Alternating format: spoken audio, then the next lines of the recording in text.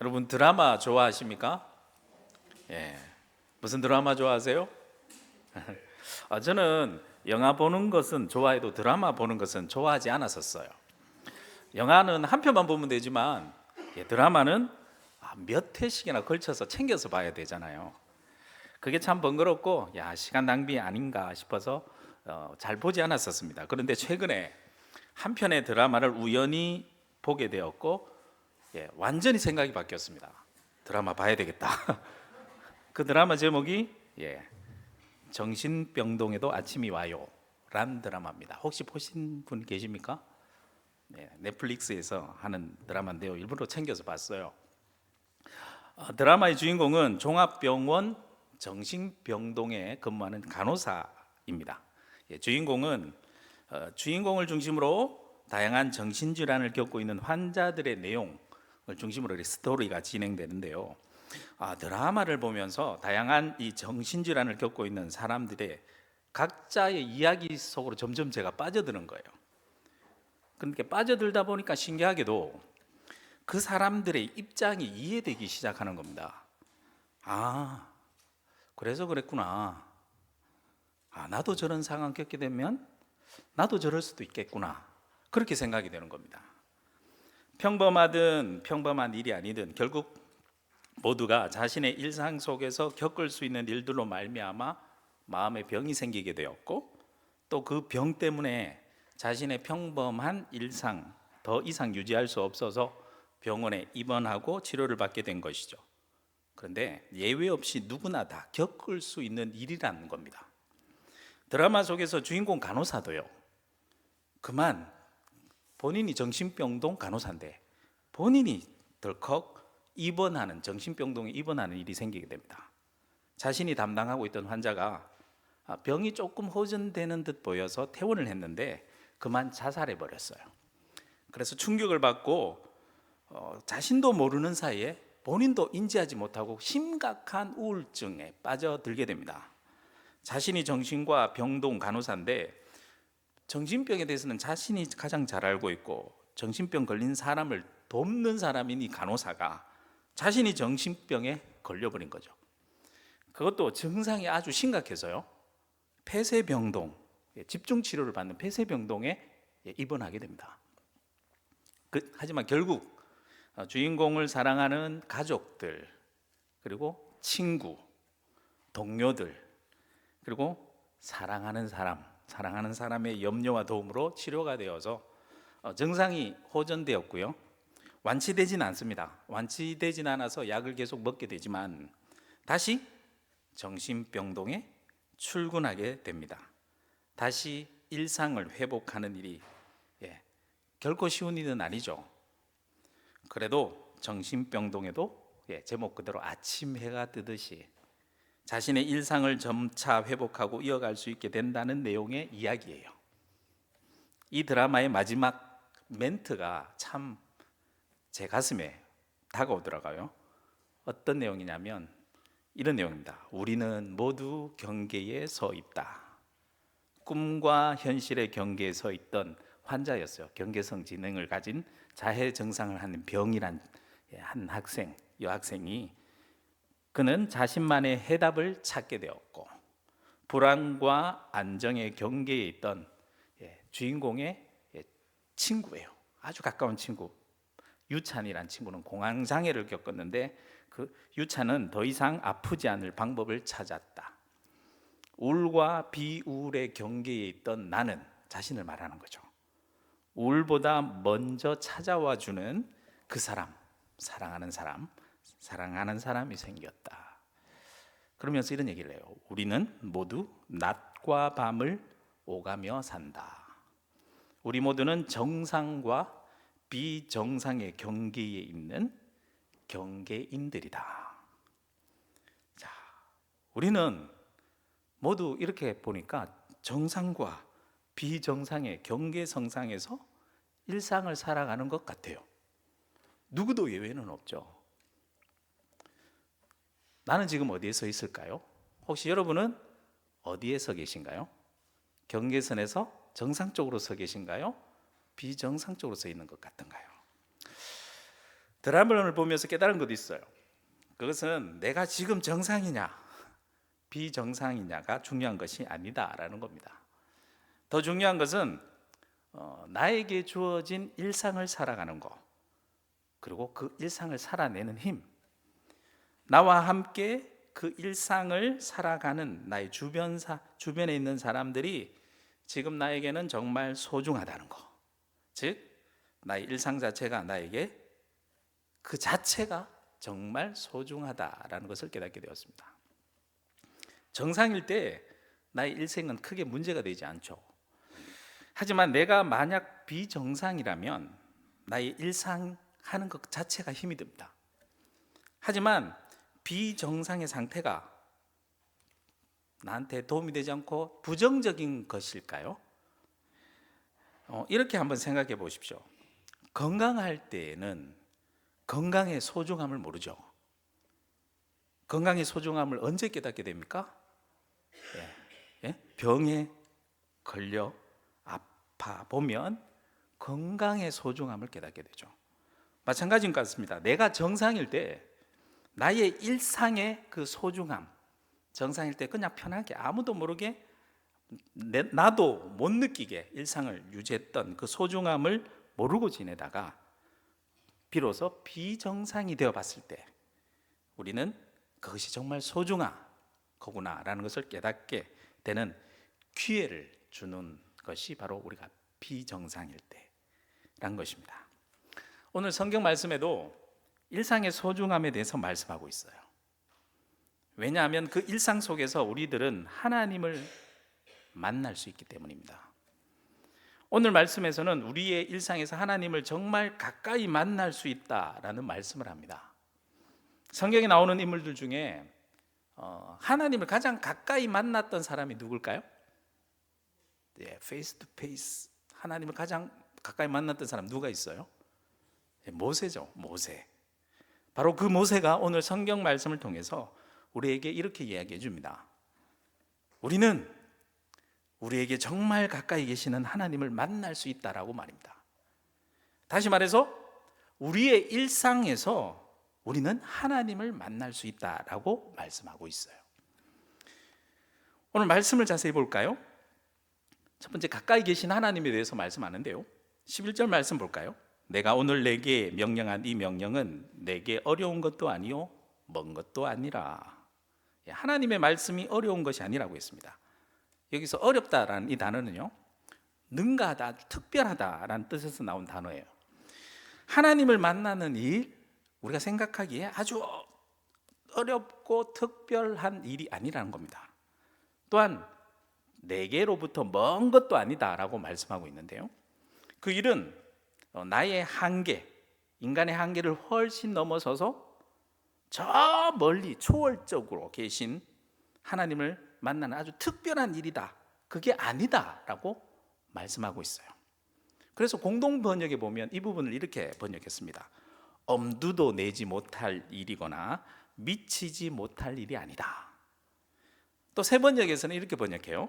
실천하기 어려운 것도 아니고 당신들의 능력이 미치지 못하는 것도 아니다, 이렇게 번역하고 있어요. 즉 어려운 것도 아니고 우리가 미치지 못하는 것도 아니고 가까이 계신 하나님에 대해서 말씀하고 있죠. 12절 말씀 볼까요? 하늘에 있는 것이 아니니 내가 이르기를 누가 우리를 위하여 하늘에 올라가 그의 명령을 우리에게로 가지고 와서 우리에게 들려 행하게 하랴 할 것이 아니요. 하나님의 말씀을 듣고 하나님을 특별히 만나기 위해 내가 아주 특별한 장소로 갈 필요가 없다는 거죠. 여기 말씀에 나오는 하늘이란 곳, 하늘은 어찌 보면 인간이 도무지 도달할 수 없는 곳을 말합니다. 하나님은 저 높은 곳, 인간이 닿을 수 없는 곳, 저 높은 하늘, 저 멀리 계시는 분, 인간이 아예 범접하지 못하는 그곳에 계시는 분이 아니다라는 말씀이죠. 또 13절 말씀에 보면 이렇습니다. 이것이 바다 밖에 있는 것이 아니니 내가 이르기를 누가 우리를 위하여 바다를 건너가서 그의 명령을 우리에게로 가지고 와서 우리에게 들려 행하게 하려 할 것도 아니라. 바다 밖에 있는 것이 아니다라고 했습니다. 하늘은 인간이 도저히 이룰 수 없는 것을 상징하죠. 그렇다면 바다는 어떤가요? 바다를 건너는 일, 힘들긴 하지만 전혀 불가능한 일은 아닙니다. 인간이 배를 만들어서 피나는 노력을 하면 일단 가능한 일입니다. 하지만 그렇게 바득바득 노력해서 이를 필요가 없다라는 거죠. 하나님의 말씀을 듣고 하나님을 만나는 일에 어떠한 내가 피땀 어린 노력을 기울여야 겨우 도달할 수 있는 가능한 일이 아니다라는 것입니다. 왜 그렇게 말씀하실까요? 14절 말씀에 이렇게 나옵니다. 함께 읽어볼까요? 시작. 오직 그 말씀이 내게 매우 가까워서 내 입에 있으며 내 마음에 있은즉 내가 이를 행할 수 있느니라. 아멘. 하나님은 내게 너무 가까이 계시기 때문입니다. 너무 가까이 계셔서 어디에 있다고 말씀하세요? 내 입에 있다 라고 말씀하세요. 자, 내 입에 있다? 하나님이 내 입에 계신다? 어떤 말일까요? 내가 하는 말 속에 계신다라는 뜻이죠. 내 말 속에 계신다라는 말은 두 가지 의미가 숨어 있습니다. 하나는 내 말 속에 하나님이 계시니까 내가 함부로 말할 수 있어요, 없어요? 없죠. 내 말을 할 때 조심을 해야 한다는 의미가 있고, 또 하나의 의미는 내가 하는 말 속에 하나님을 나타내고 드러내야 된다라는 뜻이 숨어 있습니다. 나는 인간이기에 내가 하는 말, 당연히 인간적인 말이 나올 수밖에 없죠. 그렇지만 내가 하는 말에 하나님의 말씀을 담는다면 그 말씀을 통해서 내가 하나님을 나타낼 수 있습니다. 그러니 내가 하는 말을 늘 조심히 살펴서 나의 인간적인 말보다 항상 나의 입에서는 뭐가 나오도록 노력해야 돼요? 하나님의 말씀이 나오도록 노력해야 돼요. 또한 내게 너무 가까이 계셔서 어디 있다라고 말씀합니까? 내 마음에 있다라고 말씀합니다. 하나님은 내 마음속에 계십니다. 예수님의 말씀에 사람을 더럽게 하는 것은 입 밖에서 나오는 것이 아니라 어디에 있는 것이라고요? 내 마음속에 있는 것이라고 말씀하셨잖아요. 그러면 반대로 생각해서 사람을 깨끗하게 하는 것은 마찬가지로 사람의 마음속에 있는 겁니다. 내 마음속에 하나님이 이미 살아계신다면 내 입에선 뭐가 나올 수밖에 없어요? 하나님의 말씀이 나올 수밖에 없어요. 그래서 신명기 앞쪽 6장 6절에서 7절 말씀에 보면 쉐마 말씀이라고 해서 이런 말씀을 하죠. 오늘 내가 내게 명하는 이 말씀을 너는 어디에 새기고? 마음에 새기고 내 자녀에게 부지런히 입을 열어서 가르치며 집에 앉았을 때든지 길을 갈 때든지 누워 있을 때든지 일어날 때이든지 뭐죠? 내 일상 속에서 이 말씀을 말하고요, 내 입을 열어서 강론할 것이며 말씀을 내 마음에 새기고 나의 일상 속에서 항상 하나님의 말씀을 입 밖에 내어 부지런히 가르치다라고 말씀하고 있어요. 말씀을 내 마음에 새기는 작업, 누가 할까요? 내가 할 수 있을까요? 그건 내가 할 수 있는 게 아니라 내게 너무 가까이 계시는 하나님이 말씀을 새겨주십니다. 에스겔서 36장 26절에서 27절 말씀해 보면 이렇게 말씀하죠. 또 새 영을 너희 속에 두고 새 무엇을? 마음을 너희에게 주되 너희 육신에서 굳은 마음을 누가 제거해요? 하나님이 제거하시고 부드러운 마음을 누가 줘요? 하나님이 주세요. 또 내 영을 너희 속에 두어 너희로 내 율례를 행하게 하리니 너희가 내 규례를 지켜 행할지라. 아멘. 오늘 신명기의 이 말씀을 사도 바울은 로마서 10장에 인용합니다. 이렇게 인용합니다. 6절, 7절, 8절 말씀에 보면 믿음으로 말미암는 의는 이같이 말하되 내 마음에 누가 하늘에 올라가겠느냐 하지 말라 하니 올라가겠느냐 함은 그리스도를 모셔내리려는 것이요 혹은 누가 무저갱에 내려가겠느냐 하지 말라 하니 내려가겠느냐 함은 그리스도를 죽은 자 가운데서 모셔 올리려는 것이라. 그러면 무엇을 말하느냐? 말씀이 내게 가까워 내 입에 있으며 내 마음에 있다 하였으니 곧 뭐라고요? 우리가 전파하는 믿음의 말씀이라. 8절 말씀에 다시 보시면 내게 너무 가까이 계셔서 내 입에 있고 내 마음에 있는 것, 꼭 그것이 뭐라고? 믿음의 말씀이다 라고 말씀합니다. 그 말씀이 내 마음속에 새겨져 내 입으로 시인하여 고백하게 되는데, 그 말씀이 무엇일까요? 바로 말씀이 육신이 되어 우리 가운데, 우리 가까이, 우리 마음속에 거하시는 예수 그리스도이십니다. 그래서 로마서 10장에 계속 이어지는 9절과 10절 말씀에 보면 이렇게 말씀하죠. 내가 만일 내 입으로 예수를 주로 시인하며 또 하나님께서 그를 죽은 자 가운데서 살리신 것을 내 마음에 믿으면 구원을 받으리라. 사람이 마음으로 믿어 의에 이르고 입으로 시인하여 구원에 이르느니라. 아멘. 내게 너무 가까이 계셔서 내 마음속에 거하시는 그 하나님, 입으로 고백하게 되는 그 바로 그 하나님, 그분이 바로 예수 그리스도이십니다. 다시 오늘 본문으로 돌아가서요, 신명기 30장 14절 말씀을 다시 한번 볼까요? 오직 그 말씀이 내게 매우 가까워서 내 입에 있으며 내 마음에 있은즉 내가 이를 행할 수 있느니라. 내가 이를 행할 수 있다? 공동 번역에서는요, 내가 이를 행할 수 있다, 이 부분을 이렇게 해석합니다. 너희 입에 있고 너희 마음에 있어서 하려고만 하면 언제든지 할 수 있는 것이다, 이렇게 번역했어요. 내가 하려고만 하면 언제든지 나의 일생을 예수 그리스도로 가득 채울 수 있습니다. 내가 하려고 하면 선택권이 누구에게 있어요? 나에게 있습니다. 그래서 두 번째, 하나님께서 우리에게 선택권을 주세요. 15절 말씀 볼까요? 보라, 내가 오늘 생명과 복과 사망과 화를 내 앞에 두었나니. 하나님께서 우리에게 선택권을 주셨습니다. 어떤 선택하도록요? 한쪽은 생명과 복의 길이고 다른 한쪽은 사망과 화의 길입니다. 선택을 할 때, 여러분 이렇게 선택을 할 때 두 개를 비교해 놓고 선택을 할 때 그냥 아무 생각 없이 막 선택하시나요? 따져보시잖아요. 무엇을 따져보죠? 내가 이 선택하게 될 때 어떤 결과가 따라오는지 생각해 보지 않습니까? 마찬가지입니다.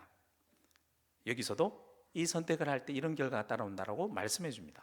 먼저 생명과 복의 길을 선택할 경우 결과가 어떻게 되는지 봅시다. 16절 말씀, 곧 내가 오늘 내게 명령하여 내 하나님 여호와를 사랑하고 그 모든 길로 행하며 그의 명령과 규례와 법도를 지키라 하는 것이라.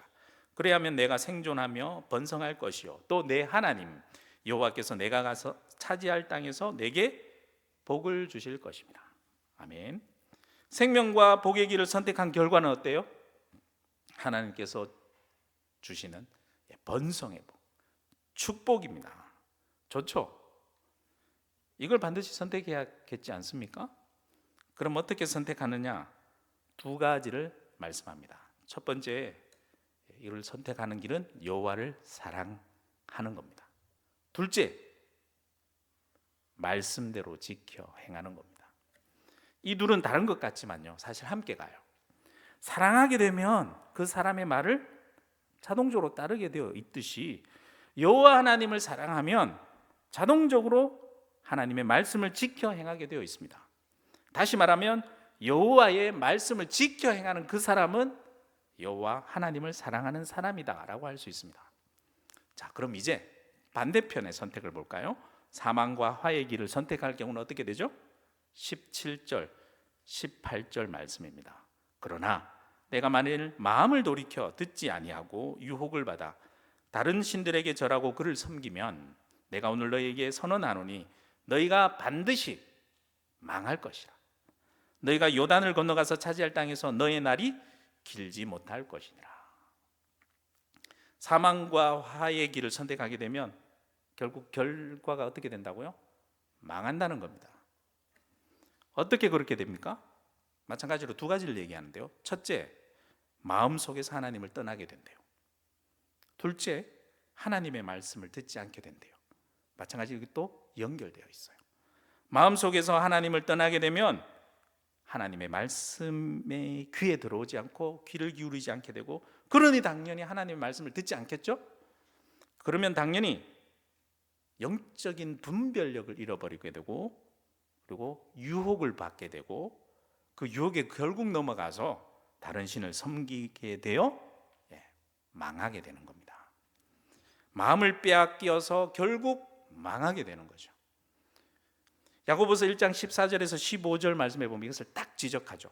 오직 각 사람이 시험을 받는 것은 자기 욕심에 끌려 미혹됨이니 욕심이 잉태한즉 죄를 낳고 죄가 장성한즉 사망을 낳느니라. 여러분, 두 가지 선택 중 어떤 선택을 하실 겁니까? 정답은 분명하죠. 너무나도 당연한 선택 아닙니까? 이 말씀이 너무 어렵습니까? 저 하늘에 가야 알 수 있는 일입니까? 바다를 건너야 알 수 있는 일입니까? 아니죠. 정답이 바로 우리 앞에 자신을 선택하라고 막 손을 흔들고 나의 선택하라고 알려주고 있지 않습니까? 말씀이 그렇게 소리치고 있지 않습니까? 그러니 제발 그 선택을 믿고 따르라고 모세는 마지막에 이렇게 힘주어 말씀합니다. 19절 말씀. 내가 오늘 하늘과 땅을 불러 너희에게 증거를 삼노라.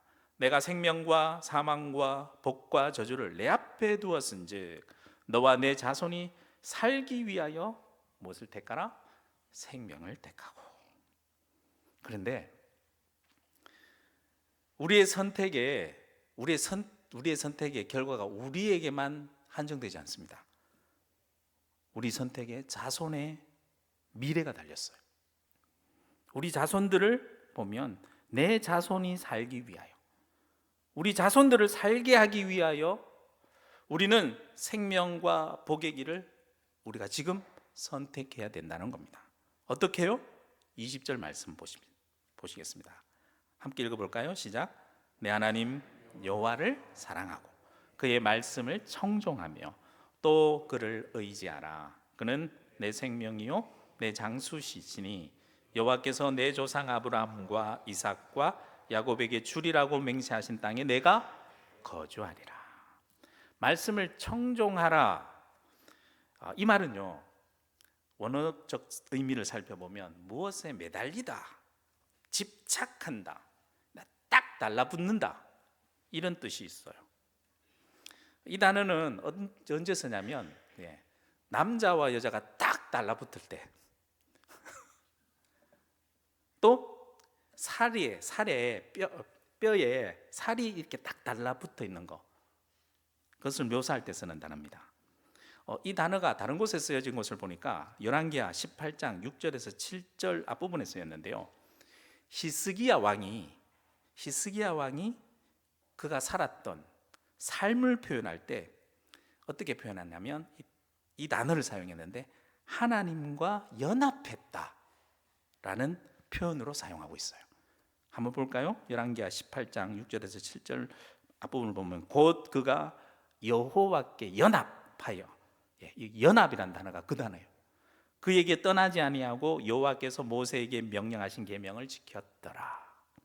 여호와께서 그와 함께 하심에 그가 어디로 가든지 형통하였더라.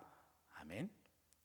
내가 여호와를 사랑하는 것, 그게 우리 자녀를 사랑하는 가장 좋은 방법입니다.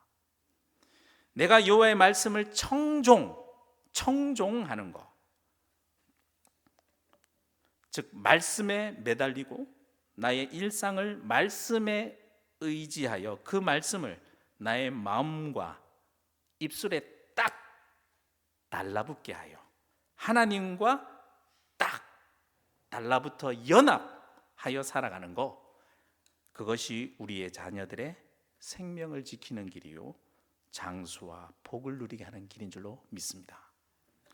한마디로 하면 나의 일상 속 가까이에 늘 함께 하시는 하나님의 임재, 나와 딱 붙어 계시는 하나님의 임재, 그 임재를 느끼면서 살아가는 것이 생명과 복을 누리며 살아가는 길이라는 거죠.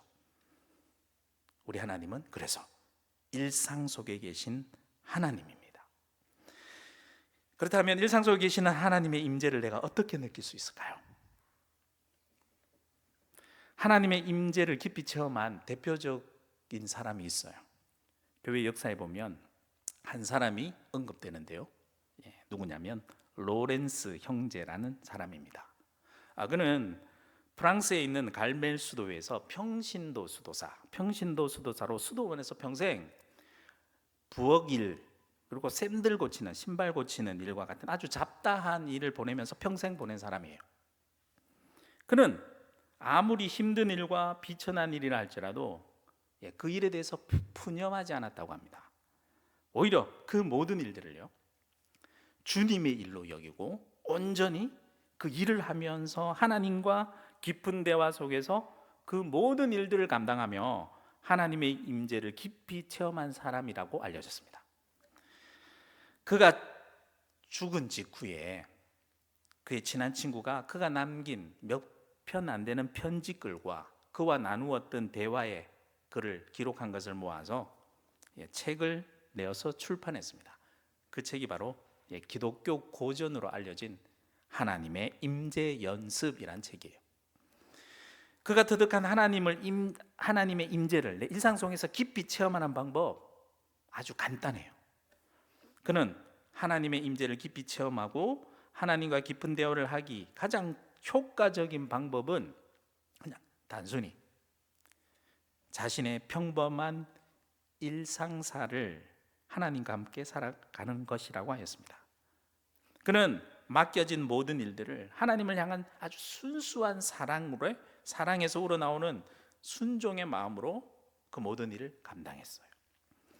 그는 경건의 시간에 예배 시간에 드리는 경건의 시간은 기도뿐만 아니라 일상생활 속에서 만나는 다른 모든 활동 속에서도 하나님을 깊이 만날 수 있다라고 했습니다.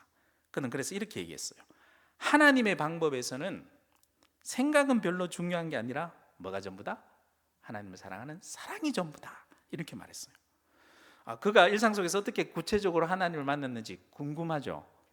그의 말을 직접 들어보겠습니다.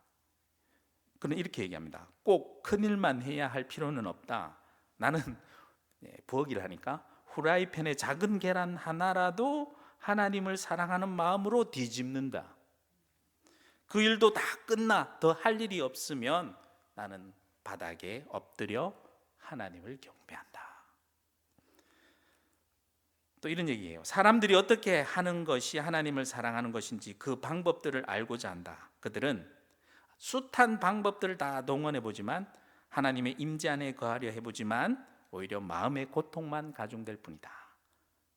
범사를 하나님을 사랑하는 마음으로 행하고 자신이 현재 처한 위치에서 모든 수고를 다함으로써 하나님께 자신의 사랑을 모두 내어 드리며 늘 자신의 심령이 하나님과 사귐을 지속하게 함으로써 이미 주어진 하나님의 임재를 계속 지켜가는 것, 그보다 더 쉽고 직접적인 방법이 있을까? 하나님의 임재 안에 거하는 것에는 무슨 특별한 기교가 없다. 우리는 그저 늘 똑같은 마음으로 단순하게 그것을 연습할 수 있을 따름이다. 그는 이렇게 또 얘기해요. 나는 일을 시작하기 전과 다 끝낸 후에 늘 기도 시간을 갖습니다.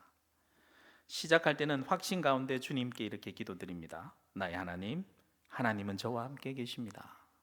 저는 지금 하나님의 뜻에 의해 외적인 일을 해야만 합니다. 그러니 제게 은혜를 내리사 주님과 함께 있게 하시고 주님의 임재 안에 거하게 하옵소서. 저와 함께 일해 주옵소서. 그러면 제 일은 최상이 될 겁니다. 저의 이 일과 지금의 모든 감정들을 하나님을 향한 저 사랑의 제물로 받아 주옵소서. 일을 하는 동안에는 이렇게 합니다. 나는 주님과 쉬지 않고 얘기를 나눕니다. 진짜 그분이 내 옆에 서 계신 것처럼 말입니다. 나는 모든 일을 그분께 올려드리며 날 도와주시는 그 도움을 인하여 감사드립니다. 그리고 일이 다 끝나면 나는 주의 깊게 다시 살펴보곤 합니다. 모든 것이 다 잘 되었으면 하나님께 감사를 드립니다. 혹 흠이 발견되면 하나님의 용서를 구합니다. 그러나 그 때문에 기가 죽지는 않습니다. 그리고 나서 그 일을 좀 더 손봅니다. 여전히 그분 안에 거한 채로 말입니다. 로렌스 형제는 이렇게 자신의 아주 사소한 일상 속에서 아주 단순한 방법으로 하나님의 임재를 깊이 체험하며 평생을 살았습니다. 말씀을 정리합니다. 우리는 모두 우리 일상 속에서 생명과 복, 화와 저주, 경계선에 서 있는 사람들이에요. 오늘, 내일, 앞으로도 우리는 계속해서 우리의 일상 속에서 이 경계선에 섰었고 앞으로도 계속 서게 될 겁니다. 그래서 우리는 선택을 해야 됩니다. 그런데 이 선택이 쉽지는 않죠. 우리의 선택이 나뿐만 아니라 우리의 자녀들의 미래도 달렸기 때문입니다. 그러니 두려울 수밖에요. 내게 선택권이 있지만 이 선택권이 내게 너무 부담스럽습니다. 그러나 우린 걱정할 필요가 없습니다. 왜요? 우리의 너무 가까이 계신 예수 그리스도께서 이미 우리 가운데 찾아오셔서 우리 마음속에 이미 너무나도 가까이 계시기 때문입니다. 하나님이 임재해 계시기 때문입니다. 나를 너무나도 사랑하신 예수 그리스도께서 나와 항상 함께 하십니다. 그리고 우리에게 주어진 아주 사소한 일상들, 그 일들 하나하나 함께 같이 하자며 내가 함께 하겠다 약속하시면서 우리를 그 일로 초대하십니다. 하나님의 임재를 내가 가장 깊이 체험하고 하나님의 임재를 연습할 수 있는 것, 다른 어떤 것도 아니라 바로 나에게 주어진 사소한 일상 속에서 우리는 하나님을 깊이 만날 수 있습니다. 나의 일상 속으로 초대하시는 예수님의 그 초대에 내가 오늘 경계선에 서서 이러지도 저러지도 못하고 갈팡질팡하지 마십시다. 언제나 나와 함께 하시는 예수 그리스도와 함께 생명과 복된 길로 가는 그러한 일상의 삶 속으로 힘차게, 내일 하루도 힘차게 첫 발걸음을 내디디면서 매일매일 평범한 일상을 살아가시는 저와 여러분들이 되시길 주님의 이름으로 축복합니다.